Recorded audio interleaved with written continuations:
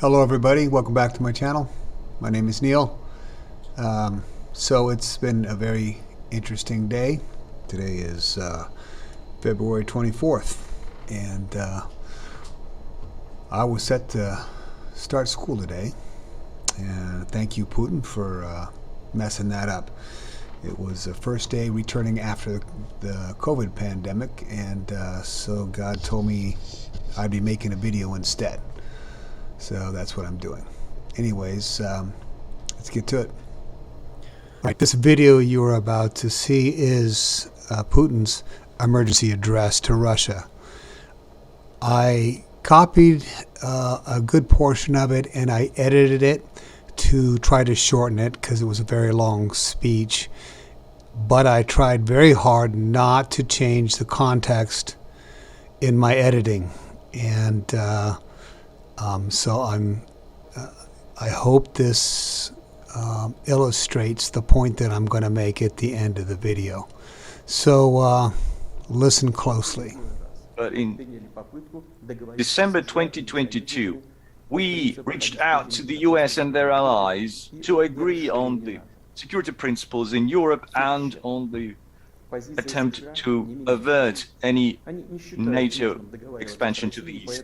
But it's all in vain. The US doesn't want to agree with us on the key principles and the key concerns. In pursuing their goals, they don't show any respect to our concerns and interests. Well, the big question is, what do we have to expect next?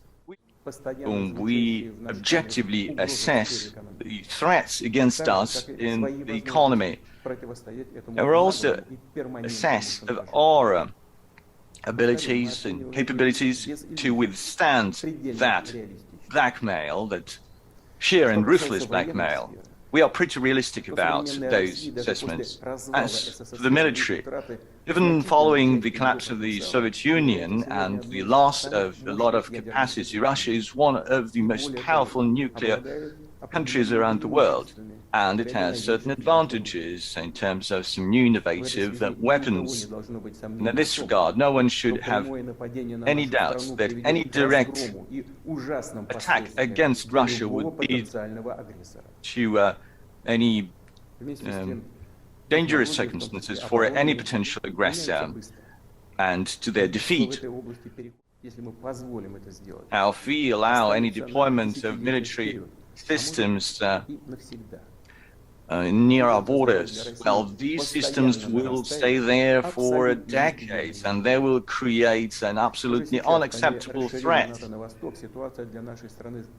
As NATO is moving to the east, the security for Russia is getting more and more dangerous. And NATO has been saying that they need to bring its infrastructure to Russia as fast as possible. So they've been toughening up their talk. We can't just sit idly by. It would be completely irresponsible for us. Further deployment of NATO infrastructure and the deployment of weapons in Ukraine is unacceptable. Definitely NATO is the tool in foreign policy of the US.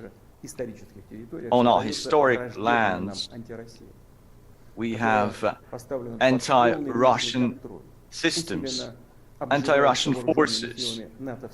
They receive NATO military weapons, the latest cutting-edge weapons.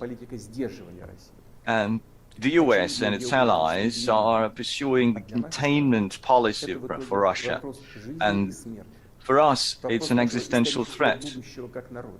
Die or live. It's about the destiny of us as a nation. It's no exaggeration. It's a real threat to our interests and to our very existence, to our sovereignty, the existence of our state. That's the red line that I've mentioned earlier very often. And they've crossed that line. In this regard, now on the Donbass, for 8 years, long 8 years, we've done everything to address the situation through peaceful political forces. It's all been in vain. Now, as I said in my previous address, we cannot just sit idly by and watch the tragedy unfolding. We cannot just be patient. We had to stop that nightmare genocide against millions of people who pinned their hopes entirely on Russia, on us. And we do respect it. And one of the examples is the assistance we extended to Kazakhstan that faced a tragic situation and a challenge to its territorial sovereignty, integrity and sovereignty. Russia cannot exist having a permanent threat coming from modern Ukraine. We all remember that in the noughties, in 2005, we put up resistance to terrorists in the Caucasus. We preserved Russia. In 2014, we supported Crimea, people of Crimea and the Sevastopol. In 2017, we put up a shield against the terrorists from Syria. We have no other choice. We had no other choice to defend ourselves. The same is happening right now. We simply don't have any other choice to protect our people, and we'll have to use the only available choice that we will use today. The circumstances require immediate, resolute action. People's republics of the Donbass have requested assistance from Russia. Ezekiel 38, verse 4. I will turn you around and put hooks in your jaws, and bring you out with your whole army, your horses, your horsemen, fully armed, and a great horde with large and small shields, all of them brandishing their swords. Is this the hook? I will put hooks in your jaws. President Putin believes this is a real threat. Is this a real threat, or is this in his head? It doesn't really matter if that's what he perceives. And it especially doesn't matter if God has put it there. Is it time? Is the Spirit of God dwelling among us? Has God placed the hook in the jaws of Gog of Magog? Is this the beginning of Ezekiel 38 war? Only time will tell.